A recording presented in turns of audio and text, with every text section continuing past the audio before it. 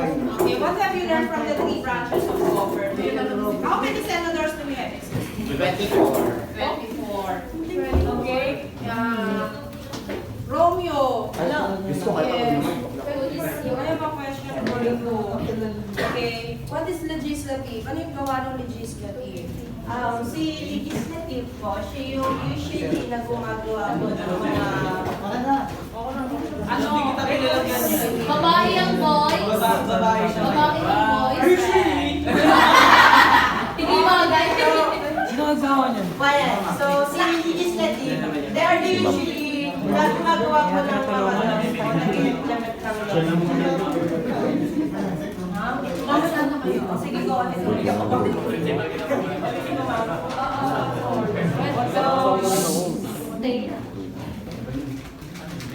Okay na. So si...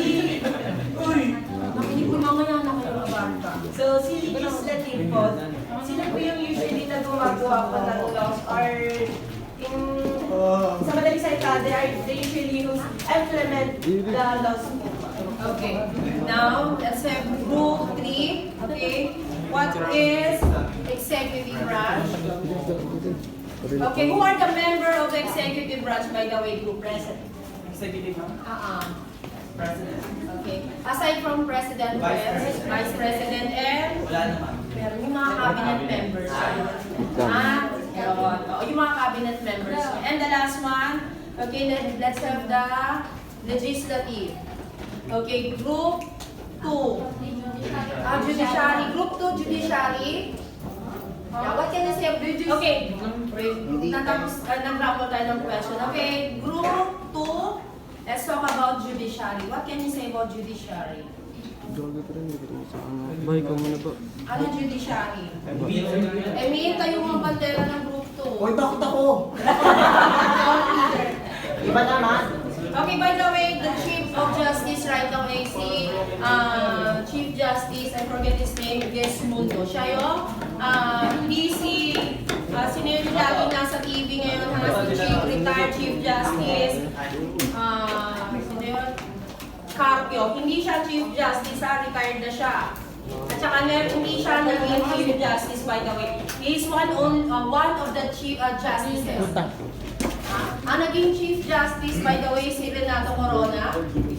Yung namatay na. Okay? At yung iba tulad ni Corona, ano lang sila,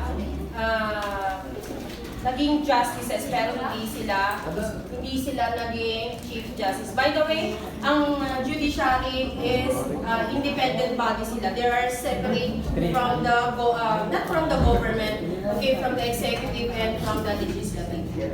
Meron silang sarili. May sarili silang pamunuan. Yung Supreme Court, yung i-mention, okay, yun naman yung isang branch of court na you're going to appeal, okay, na sila yung magtitingin kung talaga bang karapat dapat, they have to rectify, they have to check kung meron pa talagang probable cause yung reklamo. But everything, okay, ang magsasalita na doon is the evidence. Yeah. So the last one, let's see if you're really learned. Okay? Huwag niyo sisirain, ha? Oo, kasi baka gagamitin ko pa sa isang section. Sana bumana siya, kasi ito yung pinakamahirap kong ginawa. Yan. Sige. Group, unahin natin ang group 3. Sige, who will be the representative of group 3? Oo. Dalawa. Dalawa para tulungan kayo. Sige, nahawakan. Sige. Ay, dalawa ka dito. Kami na. Jordan na po.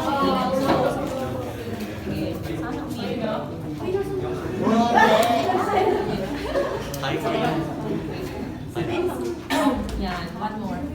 Natanggal. Ay! Doon siya, ma'am. Oh, number 2. Okay, the second, number 2. Okay, the question would be,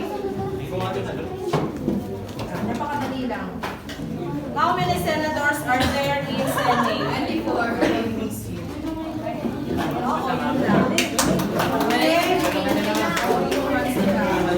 Next one, two representative. iikot doon sa ikutin. Yes, namar. Ulit. Ulit pa. Ikot mo din na lang. Saba. Saba. Pag-ikat na. Huwag pa siya hard na.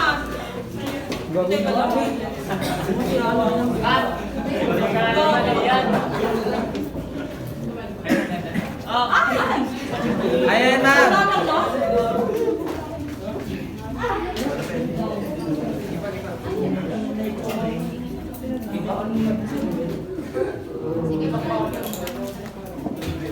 Yan, 8. Let's see what is number 8. For group 1. Okay lang. Okay. What do you call the law-making body of the Philippines? Yan. What do you call the law-making bodies of the Philippines? Thank you for that. Now, sino pa yung group na hindi? Group 2. Group 2. Ano yung plastic din na kami lahat? Sino representative ng group 2? Dalawa. Sige. Ano yan? Ruleta.